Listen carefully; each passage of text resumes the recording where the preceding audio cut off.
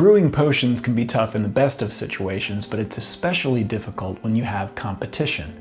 Today we're going to be looking at Potion Panic from Rocket House Games. The goal of Potion Panic is simple. You have to gather 10 stones so you can craft the Philosopher's Stone. Crafting the Philosopher's Stone has been done 1,000 times and it's old news, so let's get to what really makes this game unique: the gameplay. Now, in Potion Panic, the goal, as I said, is to create a Philosopher's Stone. How you do this is by crafting potions and gathering crystal shards.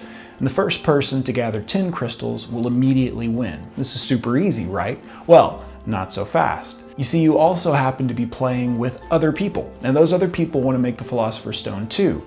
They have cards that they're able to play to mess with your plans. And the card abilities and interaction is what really makes this game special to me. You have a space in front of you called your workbench where you can place no more than 3 cards. You can prepare cards in your workbench by placing them face down, so you know what's in front of you, but the other players don't. And you're trying to place cards down that fulfill recipes for potions in the middle of the table.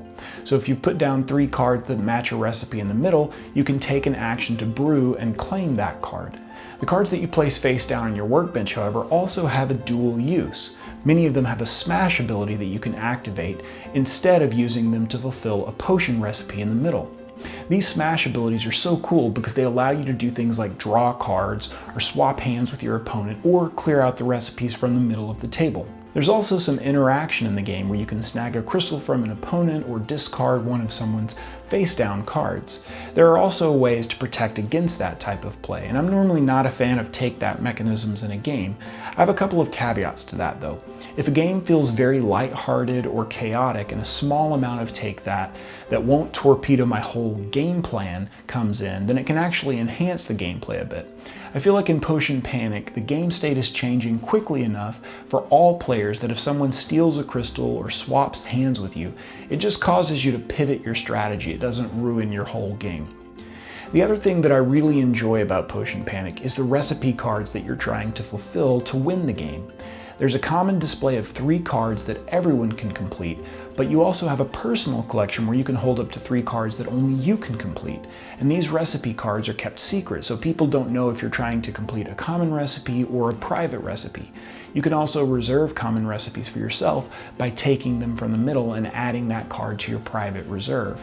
And I like this aspect of the game for a few reasons. The first reason is that you can protect the cards that you really want to complete. But one of the other reasons that I like this aspect is that it also helps to create some tension in the game. Other players don't know if you're trying for a recipe in the middle or in your private recipes, and that mystery kind of helps players keep engaged and striving to go after the cards that they want. Or sometimes players will think that they need to snag a card in reserve that they really want to keep that you have no intention of going for. There really is quite a bit of fun and tension in the game, and even with a bit of take-that, it doesn't feel mean. Strategies are changing so quickly in this game that you really have to think on your feet and react to the changing game state. Whether that be new recipes coming out or somebody swapping hands with you or reserving a card that you had your eyes on, there's always something interesting happening.